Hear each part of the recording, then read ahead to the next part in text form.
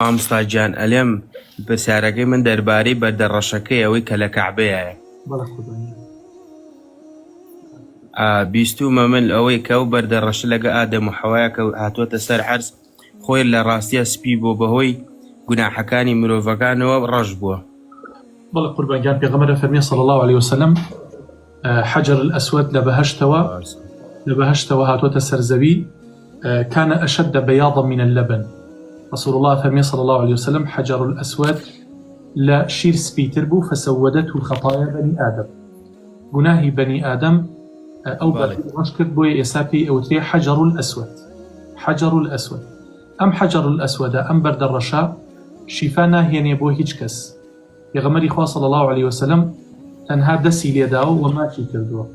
بەڵام ئەم دەست لێدانە و ئەم ماچکردنە ئەمە وەکو عیبادەت وایە بۆ رب العالمین، یەکێکە لە مەناسکەکانی حەج و عومرە، بەڵام شیفایان بەدواوە نییە، واتە دروست نییە ئینسان داوای دوعای خێر لەو بەردە بکات. ئیمامی عومەر تەوافیە کرد، گەیشتە ڕاست حەجر الأسود ماچی کرد، فەرمووی والله لولا أني رأيت رسول الله قبلك ما قبلني.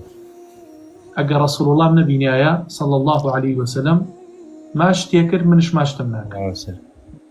إني أعلم يفرمو من أزانم أنك لا تنفع ولا تضر. نسودت هنا زررت، يعني ناتواني سودم في بخشي وناتواني زررشم يبي. كواتا أمبردا لبهشتوا هاتو تخواروا ولشير سبيتر بوا والله جناهي بني آدم رشي كردوا. وفي غمر صلى الله عليه وسلم أفرمي حجر الأسود لقى ركلي يمانية تسليدانيا يان ماش كردنيان تحط الخطايا حطة. گوناه ئینسان ڕەش ئەکاتەوە بەپێی لەمسەکە و بەپێی عیبادەتەکەت کە ئیخلاسیەکەت چەندە زۆر بێت، ئەوە نەخوای پەروەردگار گوناه و تاوانت والله تعالى عالم.